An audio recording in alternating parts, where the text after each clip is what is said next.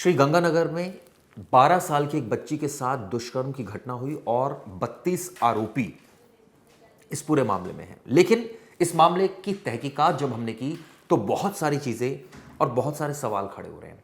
हालांकि सच है कि दरिंदगी हुई और यह भी सच है कि इसमें 19 गिरफ्तारियां अब तक हो चुकी, जिसमें होटल संचालक से लेकर होटल मालिक।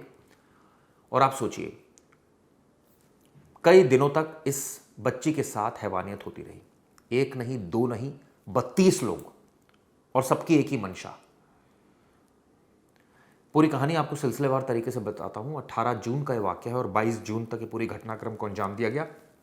और इसमें यह कहा गया कि ये लड़की, ये जो बच्ची है 12 साल की है, इसका एक इंस्टाग्राम फ्रेंड है, उससे मिलने के लिए करीब 100 किलोमीटर दूर श्रीगंगानगर से गई विजयनगर। और वहां से जब वापस आ रही थी तो देर रात हो गई और ऐसे में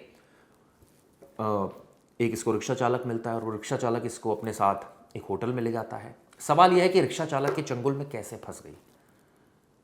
सवाल यह भी है कि उस वक्त इसके घर वालों को यह पता चला या नहीं पता चला, और अगर पता चला तो वो पुलिस कंप्लेंट उन्होंने उस वक्त क्यों नहीं की, इतने दिन क्यों लग गए। इसका जो दोस्त था उसने इसके साथ क्यों हैवानियत की। ऐसे तमाम सवाल हैं जो अब इन्वेस्टिगेशन का पार्ट है और पुलिस इस पूरे मामले की बड़ी गहनता से जांच कर रही है। आपको बता दूं, इस मामले में अब तक 19 गिरफ्तारियां हो चुकी है। 18 से 22 जून के बीच ये वाकया हुआ जिसमें राजस्थान में हड़कंप मच गया। अब नेशनल कमीशन फॉर वुमेन ने भी इस पर संज्ञान लिया है और एक्शन टेकन रिपोर्ट वो मांगी गई है। इसके अलावा आपको इसमें कुछ और अपडेट्स आ रहे हैं, वो भी आपको उससे रूबरू कराता हूं। सवाल उठता है कि उस रात ऐसा क्या हुआ था जो घर की जगह सीधा होटल चली गई थी 12 साल की लड़की। 3 होटल ध्वस्त और अब कार्रवाई लगातार हो रही है।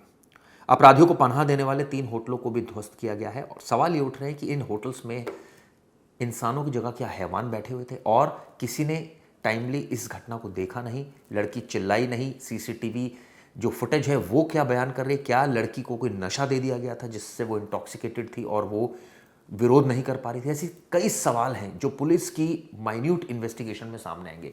वो लड़का कौन था जिससे मिलने ये इतनी दूर यानी 100 किलोमीटर दूर गई थी, ये जो बात सामने आ रही। श्री गंगा 18 जून को बताते हैं विजयनगर में अपने किसी दोस्त से मिलने गई थी। श्री गंगानगर से विजयनगर की दूरी आपको बताया करीबन 100 किलोमीटर है। वहां से जब वापस आ रही थी तो देर रात हो गई। अचानक एक रिक्शा चालक आता है और वो इसको अपने जाल में फंसाकर होटल में ले जाता है। वहां पर लड़की के साथ हैवानियत का नंगा नाच शुरू होता है और आप सोचिए लगातार ये घटना हो रही होती है। इसके माँ बाप क्यों सामने नहीं आए शुरुआत में ही। और 22 जून को बच्ची की मां ने पुलिस में रिपोर्ट दर्ज कराई। शुरुआत में ये लड़की को ढूंढते रहे, उसका मोबाइल भी स्विच ऑफ हो गया, लेकिन अब इसमें श्रीगंगानगर के एसपी का भी बयान सामने आ गया। उनका कहना है कि हर परत को खोला जा रहा है, किसी दोषी को बख्शा नहीं जाएगा। मामले की गंभीरता को देखते हुए जयपुर के जो डीजीपी हैं उन्होंने इसे स्पेशल केस स्कीम में लाने का निर्देश दिया है। इसके पीछे छिपे असली सच और कारणों को सामने लाकर दोषियों को सख्त से सख्त सजा दिलाई जाएगी, ऐसा आश्वासन अब प्रशासन द्वारा जा रहा है। लेकिन बहुत बड़ा सवाल, 12 साल की लड़की रिक्शा चालक के चंगुल में कैसे फंस गई और मां बाप क्या कर रहे थे उस वक्त। उन्होंने जब ये पूरा हैवानियत हो रही थी उस वक्त उन्होंने अगर विरोध किया, क्योंकि इस बारे में जानकारी नहीं आ रही है कि इतना डिले क्यों हुआ ये कंप्लेंट करने में। क्या पुलिस की तरफ से लापरवाही हुई कि पुलिस ने इस मामले में शुरुआत में मैटर को सीरियसली नहीं लिया, माँ बाप को परेशान किया। ऐसी तमाम चीज़ें जो अब जांच में सामने आएगी और जो दोषी पुलिस वाले हैं अगर उनकी गलती है तो उनके खिलाफ सख्त एक्शन होना चाहिए। क्योंकि कोई भी होटल किसी भी थाना क्षेत्र में चल रहा हो और अगर उसके एसएचओ से लेकर तमाम पुलिस कर्मियों को उसके बारे में जानकारी नहीं हो तो ये बड़ी विचित्र बात होगी। ऐसे में अब 3 होटलों के खिलाफ कार्रवाई हुई है, 19 गिरफ्तारियां हुई हैं, 32 लोगों पर आरोप लगे हैं। 5 दिनों तक ये हैवानियत होती रही और ऑब्वियसली सवाल कई हैं जिनका जवाब आना बेहद जरूरी। एक वीडियो भी वायरल हो रही थी जिसमें एक शख्स को पीटा जा रहा था। बाद में पुलिस ने कहा ये तो केस अलग है, इसकी पड़ताल हुई तो पता चला ये तो मामला ही दूसरा था। यानी कि आप सोचिए, मुझे याद है एक केस और इसी तरह का सामने आया था महाराष्ट्र से, जहां पर एक बच्ची के साथ इसी तरह हैवानियत हुई थी। अब सवाल कई है, वाराणसी में भी इसी तरह का केस आया था, मुझे याद आ रहा है।